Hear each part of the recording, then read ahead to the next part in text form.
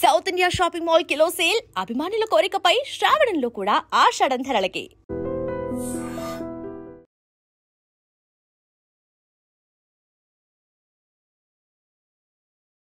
నమస్తే, welcome to I dream. మనతో పాటు ఉన్నారు కేసీఆర్ జాన్ జిగ్రి, అట్లాగే senior most leader of BJP Rajaiah Yadav గారు. సార్ నమస్తే, ఎట్లున్నారు సార్? బాగున్నారా? బాగున్నా. మిమ్మల్ని చూడంగానే అసలు ఇక నాకున్న డౌట్లు అన్నీ అడగాలనిపిస్తుంది. అడగండి. యా, బీజేపీలోనే ఉన్నారు కాబట్టి సరే, అసలు బీజేపీలో ఏం పంచాయతీ నడుస్తుంది, ఏం లొల్లి నడుస్తుంది? ఎందుకంటే రాజాసింగ్ సార్ ఆయన బీజేపీ ఒక రిప్రజెంటేటివ్ లెక్క చూస్తారు జనరల్లీ కూడా. 3 సార్లు ఎమ్మెల్యేగా గెలిచిండు. ఎవరు గెలవనప్పుడు కూడా, ఎవరు ఉద్దండులు బండి సంజయ్ లాంటి వాళ్ళు, కిషన్ రెడ్డి లాంటి వాళ్ళు, అట్లాంటి వాళ్ళు గెలవన టైంలో కూడా రాజాసింగ్ గెలిచిండు. కానీ ఇప్పుడు ఆయన రిజైన్ చేసి వెళ్ళిపోవడం ఏంది? అసలు పార్టీలో ఏమవుతుంది సార్? రాజాసింగ్ రాజకీయ జీవితం తెలుగుదేశం పార్టీ. అవును. దాని తర్వాత రాజాసింగ్ వచ్చిన తర్వాత ఆయన హిందుత్వ ఐడియాలజీ, అవును, పచ్చి హిందుత్వ ఐడియాలజీ. ఓవైసీ గారి పార్టీ, ఎంఐఎం పార్టీ ఎట్లయితే మేము ముస్లిం హైకాన్ అని చెప్తాము, ఏందో రాజాసింగ్ కూడా నేను హిందూ హైకాన్, డ్రెస్ కోడ్ కావచ్చు, నినాదం కావచ్చు, హనుమాన్ దేవాలయమే కావచ్చు, మరి ఏదైనా కావచ్చు, హిందూ హైకాన్ అని చెప్పేటువంటి వ్యక్తి. అటువంటి వ్యక్తిని చేజార్చుకునుడు బీజేపీ దురదృష్టమా, లేకపోతే రాజాసింగ్ లాంటి వ్యక్తి ఒక Hindu icon, Hindu ideology party అయినటువంటి బీజేపీ ఆల్ ఇండియాలో థ్రెటనింగ్ ఉన్న వ్యక్తి ఆయనే. టెర్రరిస్టుల నుండి కానీ, ముస్లిం టెర్రరిస్టుల నుండి కానీ అనేక మందికి ఆయనే టార్గెట్ వ్యక్తి. ఆయన ఈ పార్టీని విడిచిపెట్టుకున్నాడు, ఆయన దురదృష్టమా? రాజాసింగ్ విజిల్ ఎత్తే 1,00,000 మంది బయటకు వస్తారు, ఈజీగా వస్తారు. అటువంటి నాయకులు ఆల్ ఇండియాలో చాలా అరుదుగా ఉంటారు.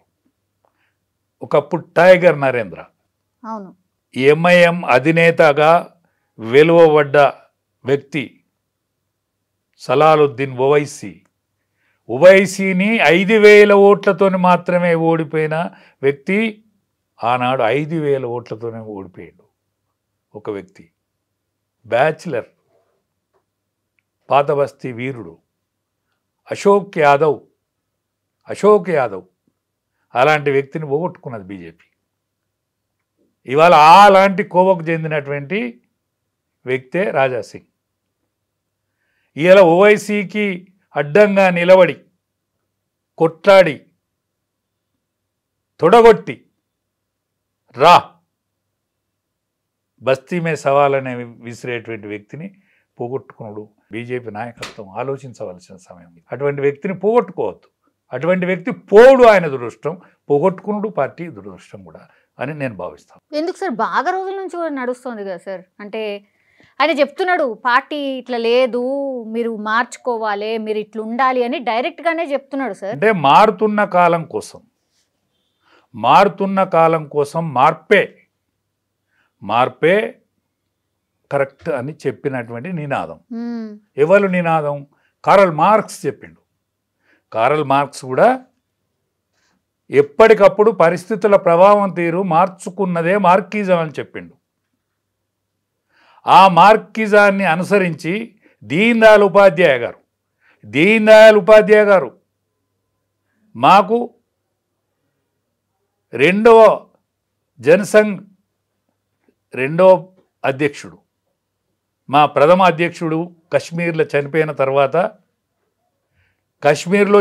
తర్వాత కన్నీళ్లతో బాధ్యత తీసుకున్నటువంటి దీన్ దయాళ్ ఉపాధ్యాయ గారు, కారల్ మార్క్స్ ఏదైతే మారుతున్న ప్రపంచం కోసం, పేద జనాని కోసం తపించిన ఋషి. కానీ ఆయన చూపెట్టిన మార్గం కరెక్ట్ కాదు. మన మార్గం పేదోని కిందనే సంపద ఉంటుంది. ఎట్లా ఉంటుంది సంపద? తామరాకు కింద నీళ్ళు ఎట్లయితుంటుందో పేదోని దగ్గర ఉండేదే సంపద. కానీ సంపద నాకున్నదని పేదోని తెలియదు, నా దగ్గరనే ఉన్నదని పేదోని తెలియదు. తామరాకు ఎట్లయితే నీళ్ళల్లో తామరాకు ఉంటుందో నీళ్లను గ్రహించే శక్తి తామరాకు ఉండదు. ఆ గ్రహించేటట్టు చేసేటువంటి బాధ్యత జనసంఘ్ కార్యకర్త మీద ఉన్నది. తొలి పేదవాడు సుఖాన్ని అనుభవించినప్పుడు, కనీస అవసరాలు వెళ్ళినప్పుడు మాత్రమే మన పార్టీకి నిజమైన నివాళి. కార్ల్ మార్క్స్ తప్పించిన ఋషి, కానీ గతి తప్పిన ఋషి కార్ల్ మార్క్స్. ఆ ఋషత్వాన్ని మనం తీసుకోవాలి. ఏకాత్మ మానవాద సిద్ధాంతాన్ని మనం పార్టీ స్వీకరించాలని చెప్పిన వ్యక్తి మాకు దీన్ దయాళ్ ఉపాధ్యాయ. అటువంటి పార్టీలో మేము ఉన్నందుకు మేము గర్వించి బతికేది. పేదరికాన్నైనా అనుభవించేది, ఎన్ని కష్టాలైనా అనుభవించేది, మమ్మల్ని సపోర్ట్ చేసేటోళ్ళు లేకున్నా సంతోషపడేతోళ్ళం, 5 కార్యకర్తలున్నా ఆనందంగా గడిపిన వాళ్ళం. అటువంటి పరిస్థితి నుంచి ఇవాళ భారత రాజకీయాలను శాసించే దశకి వెళ్ళినాం. ఇటువంటి దశలో ఇప్పుడు తెలంగాణలో జరిగేటువంటి పరిస్థితులు ఏవైతున్నాయో అవి హర్షించదగ్గ విషయాలు అయితే కావు.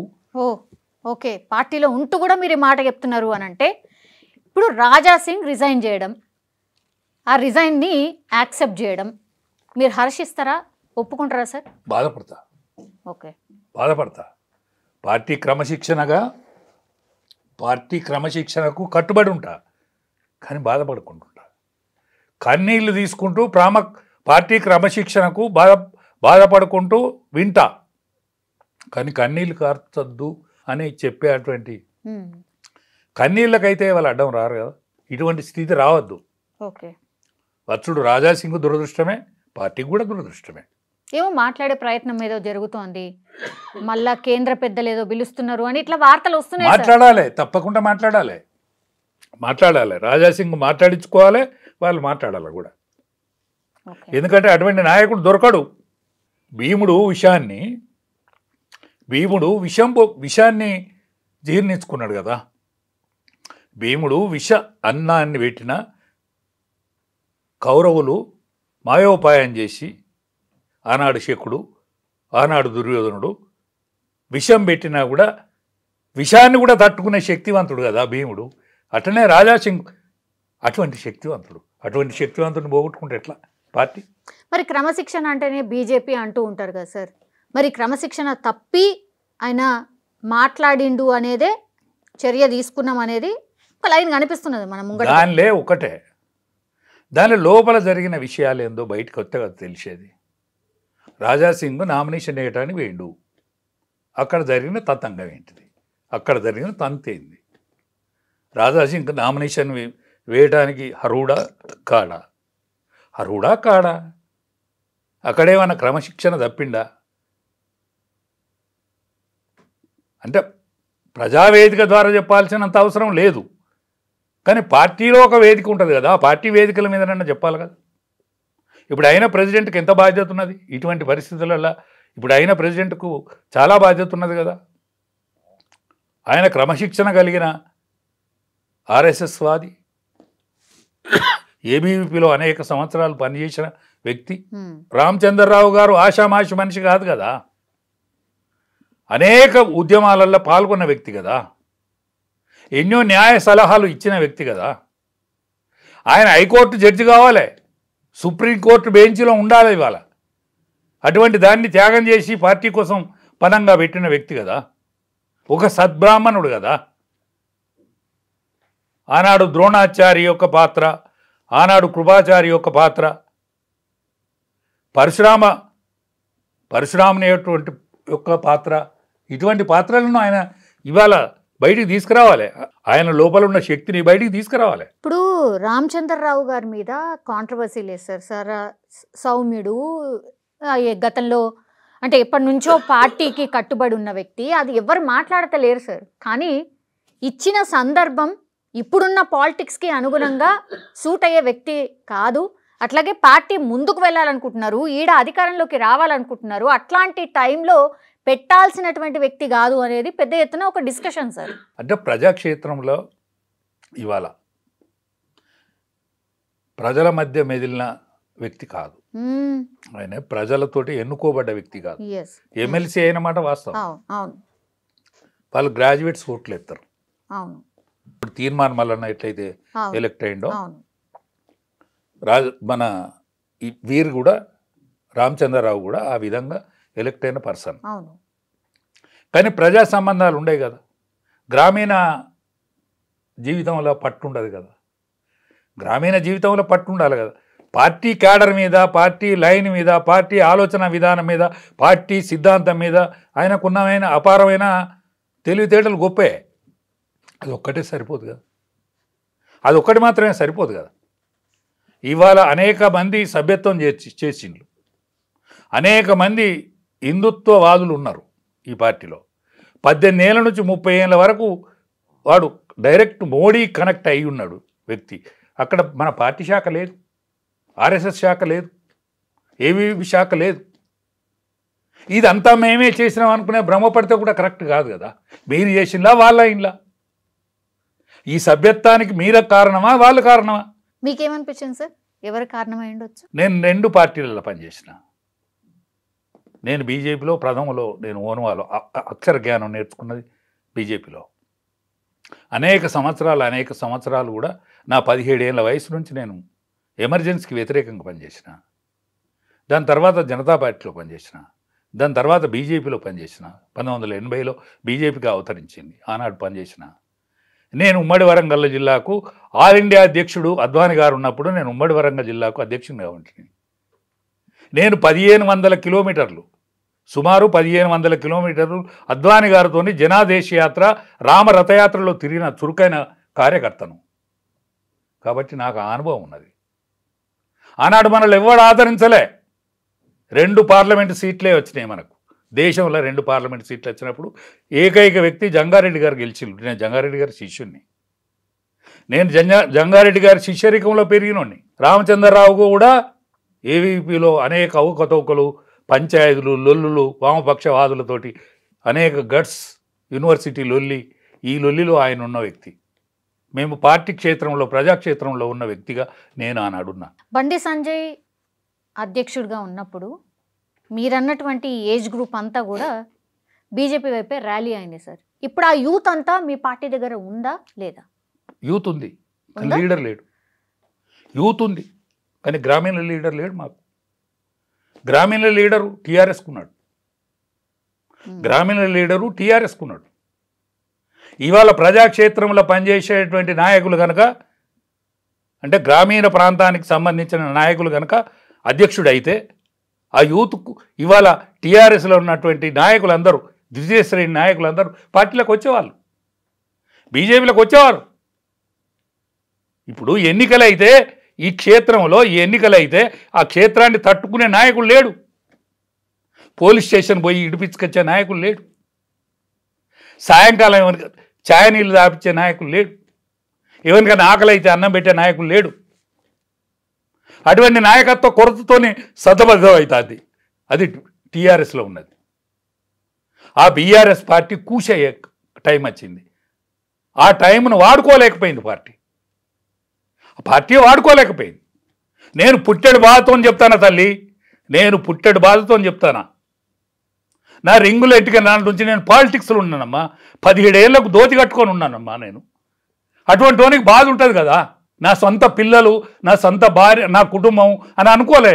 నా పార్టీ నా కుటుంబం అనుకున్నా. ఒకనాడు బీజేపీ, దాని తర్వాత టీఆర్ఎస్ మునిగిపోయే కాలం వస్తే మళ్ళీ నా పాత బీజేపీని ఎంకులాడుకొని వచ్చినా కదా.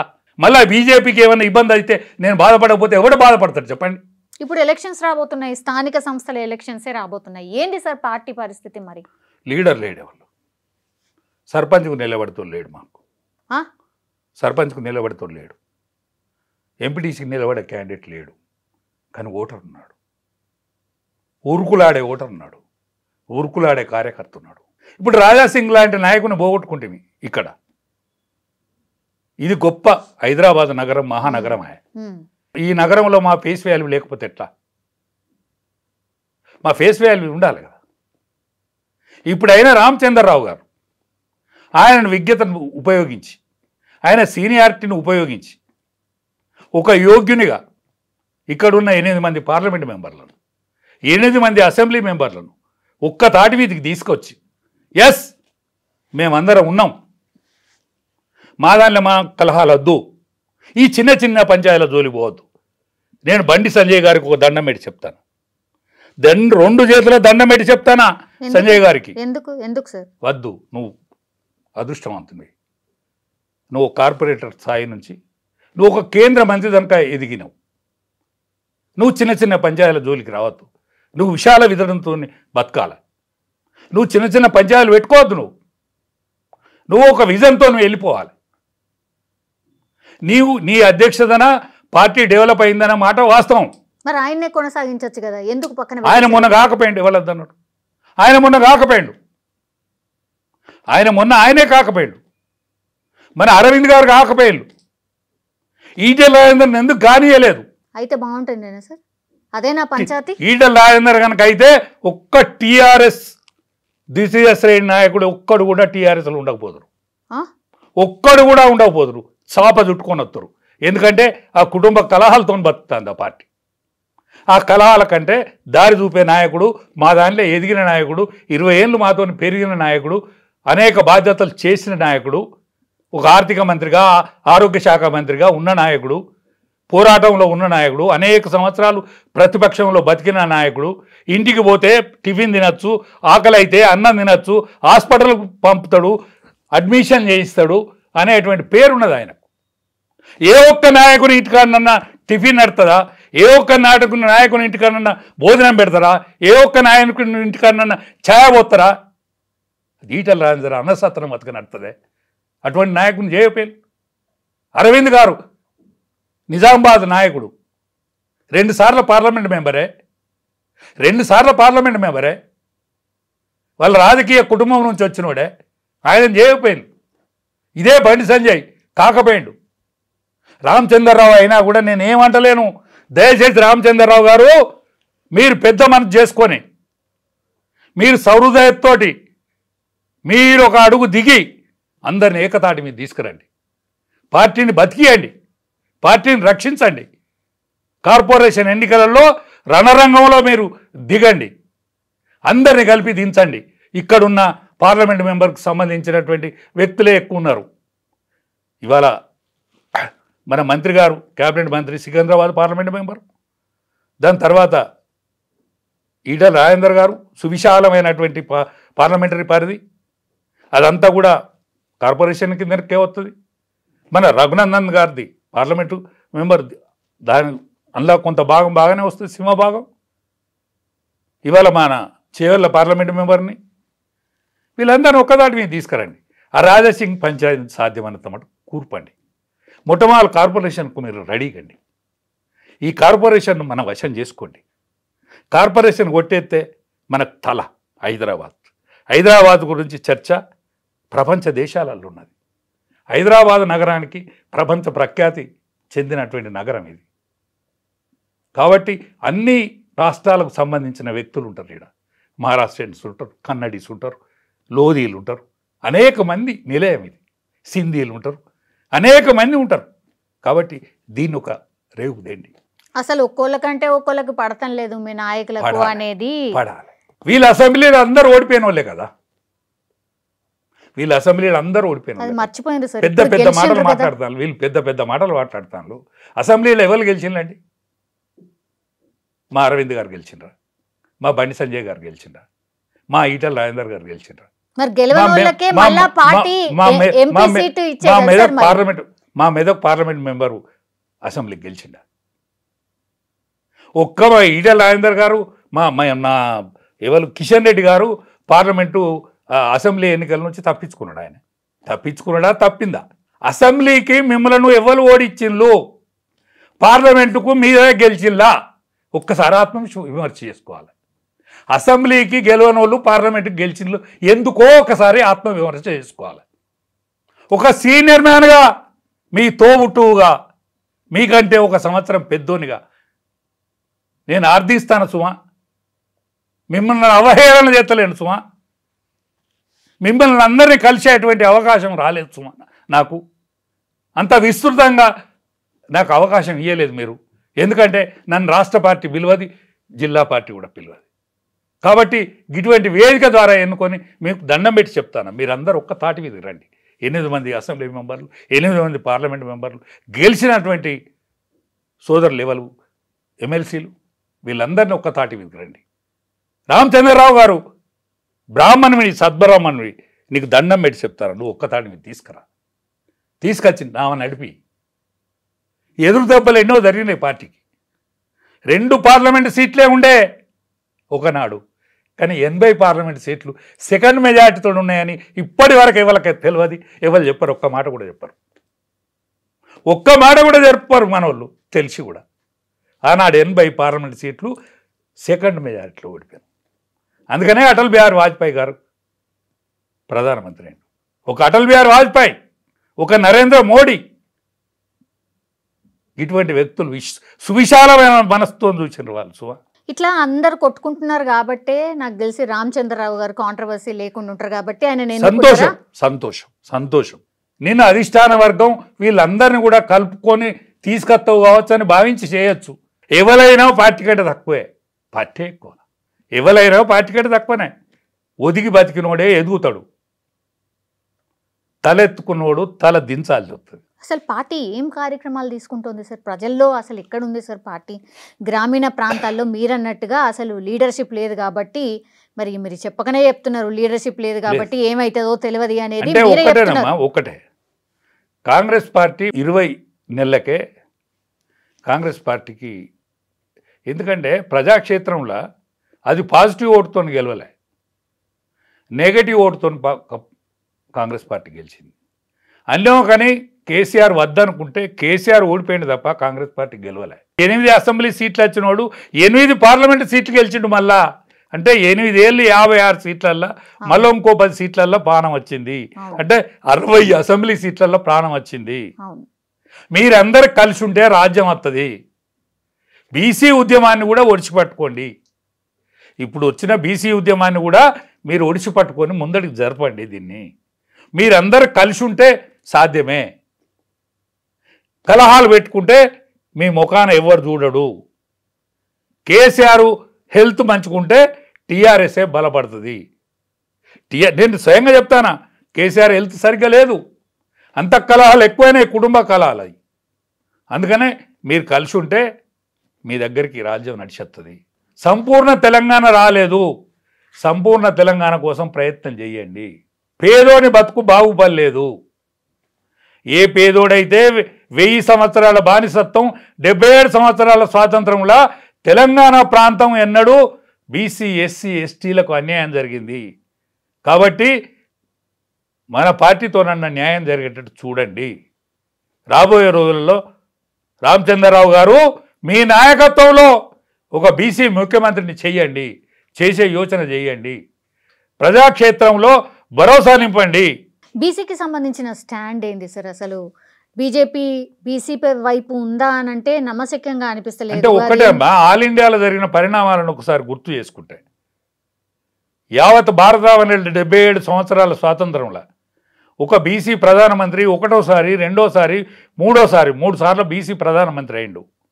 సువిశాలమైనటువంటి మధ్యప్రదేశ్కు ఒక బీసీ ముఖ్యమంత్రి అయిండు. జాట్స్ పరిపాలించినటువంటి రాష్ట్రానికి ఇవాళ ఒక బీసీ ముఖ్యమంత్రి అయిండు. ఒరిస్సాలో రాజులు పరిపాలించిన ప్రాంతానికి ఒక ఎస్టీ ముఖ్యమంత్రి అయిండు. అంటే బీసీ వేవును ఎవరు ఆపలేరు, బీసీ వేవును ఎవరు ఆపకుంటున్నది. ఏనాడో తమిళనాడులో బీసీ ఐడియాలజీ ఫామ్ అయి ఉన్నది. అది కర్ణాటకలో కూడా కాంగ్రెస్ అవలంబించక తప్పలేదు. ఇవాళ బీసీ ముఖ్యమంత్రినే చేయాల్సిన అవసరం కాంగ్రెస్ పార్టీ కూడా ఏర్పడ్డది. కాబట్టి ఇక్కడ కూడా బీసీ ఐడియాలజీ ప్రబలంగా వీస్తుంది. కాబట్టి దీన్ని మీరు ఫుల్ఫిల్ చేసేటువంటి అవకాశం ఒక బీజేపీకి మాత్రమే ఉన్నది. ఇంకోటి ఏంటంటే సార్, మొన్న మోహన్ భాగవత్ ఆర్ఎస్ఎస్ చీఫ్ ఆయన ఒక కామెంట్ చేశారు, 75 సంవత్సరాలు నిండిన వాళ్ళు రిటైర్ అయిపోవాలి. ఆయన ఒక పుస్తకావిష్కరణ సభకు పోయిండు.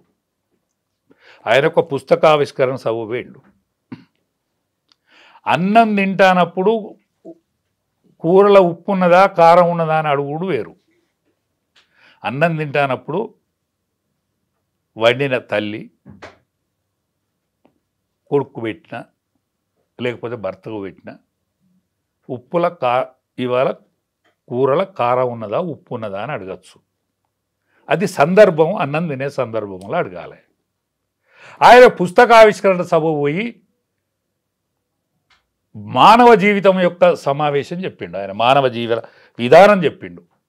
బాల్య యవ్వన కౌమార వృద్ధాప్య ఈ 4 దశలు చెప్పిండు. ఈ 4 దశలను దీనికి అన్వయించుకొని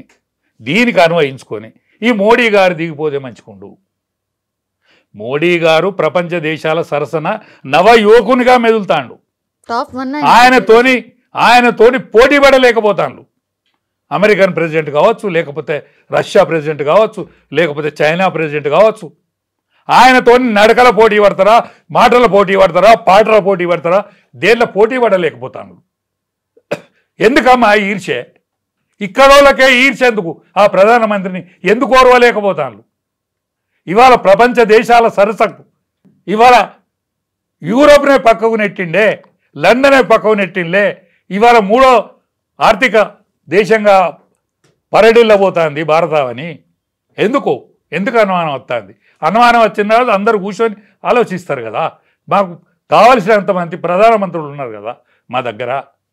ఎందుకు ఇప్పుడే ఎందుకు అనుమానం వస్తుంది? అంటే 75 ఇయర్స్ తర్వాత 75 ఇయర్స్ తర్వాత అనేది ఇవాళ 82 ఏళ్ళు ఉంటాడమ్మా మాకు. ఎవరు? అజిత్ దోవల్ గారు. ఆయన అక్కెర్రాడని తీసేస్తావా? ప్రపంచంలో టెర్రరిస్టులను ఎదుర్కొనేటువంటి పెద్ద మనిషి ఆయన. ఇవాళ ఆయన నాయకత్వంలో జరిగేటువంటి దాన్ని అన్యోకన్ను వద్దా? ఎందుకంటే ఎవరిని పడితే వాళ్ళని ఎదుర్కొంటాను, టెర్రరిస్టులను ఏర్పారెత్తాను, ప్రపంచ దేశాలలో మన దేశం అంటే భయపడతాను. సుమా అన్యోకన్ను వద్దా? అక్కెర్రాన్ని పూర్వంగా తీసుకొచ్చి పెడతాం, ఏం జైల్లో నుండి పెడతాం అని అందామా? ఆయన ఉంచుదామా? అంత కోపం ఎందుకు? ఏమో ఆర్ఎస్ఎస్కి సంబంధించిన చీఫే ఇట్లా అనడం. ఆర్ఎస్ఎస్కు సంబంధించిన వ్యక్తి పుస్తకావిష్కరణ సభకు మాట్లాడిన మాటను తీసుకొచ్చి ఇక్కడ పెడితే ఎట్లా? దానికి తేడాలు ఉంటాయి కదా. సో ప్రధానమంత్రి ఈసారి ఆయనే ఉంటారు, ఆ నెక్స్ట్ టర్మ్ కూడా ప్రధానమంత్రి నరేంద్ర మోడీ. ప్రజలు వద్దనే దానికి ఉంటాడు. ఏందమ్మా పార్టీకి ఏం సంబంధం? ప్రజలకు వద్దనే సేపు ఉంటాడు. ప్రజలకి వద్దు అని ఓడిస్తారే పెడితే. ఆయన ఓడిపోతాడని తెలిసినాక ఆయనే ఉండడు. ఆయనంత విజ్ఞుడే. ఎస్ నేనే వద్దు చేసే కాడి చేసిన, ఎస్ నెక్స్ట్ నా వారసుడు వీళ్ళని ప్రకటిస్తాడు. కానీ ఎందుకు సార్ మరి తెలంగాణ వైపు ఎందుకు చూస్తలేరు? మరి ఏమైతుంది? తెలంగాణకి ఇంకా 3.5 సంవత్సరాల టైం ఉన్నదమ్మా. పార్టీ పరిస్థితి ఏంటి? 3.5 సంవత్సరాల టైం ఉన్నది. ఈ స్థానిక సంస్థల ఎన్నికలు అయిదేయా కావా ఇంకా అది తేలలేదు. అంటే తెలంగాణ మీద దృష్టి పెట్టట్లేదు కాబట్టే కాంగ్రెస్లో కుమ్ములాటలు కామన్ సార్. ఇప్పుడు దానికంటే ఎక్కువ బీజేపీలో కనబడుతున్నది అనేది మీ మీద చర్చ. ఒక్కటే రామచంద్రరావు గారిని ప్రెసిడెంట్గా చేసిండ్రు, ఎవరైనా విమర్శించిల్లా పార్టీ నాయకత్వం? ఎందుకు చేసిండ్రు? రామచంద్రరావు అనర్హుడు అని అన్నారా ఎవరైనా ఒక్కసారి? పోనీ హ్యాపీ ఉన్నారా సార్? మరి హ్యాపీ లేకపోవచ్చు కానీ అనిగైతున్నారా? హ్యాపీ ఉన్నారా లేరా అనేది తెలియదు కానీ వ్యతిరేకించే మనిషి అయితే కనిపించలేడు కదా. అందుకనే పార్టీ ఏదైనా నిర్ణయం తీసుకుంటే అందరు కట్టుబడి ఉంటారు, కట్టుబడి పనిచేస్తారు. కాబట్టి పార్టీలో ఉండేటువంటి లొసుకులు ఏమైనా ఉంటే చదువుకొని ముందుకు పోవాలని నా విజ్ఞప్తి. Yes sir, thank you sir. నిజంగా ప్రస్తుతం ఉన్నటువంటి సమాజం దేనికి ప్రయారిటీ ఇస్తుంది? ఆర్థిక సంబంధాల చుట్టూ మాత్రమే తిరుగుతుంది. మళ్ళీ ఎన్నికలంగానే చాలా విరక్తి కలుగుతాను. మంచి అనిపిస్తుంది కదా, లేడీస్ కూడా ఛాలెంజింగ్ జాబ్స్ చేసినప్పుడు చాలా బాగుంటది. ఫుడ్ డెలివరీ ఇవ్వటానికి వెళ్ళినటువంటి డెలివరీ బాయ్ అనిల్ పై కళ్ళ ముందు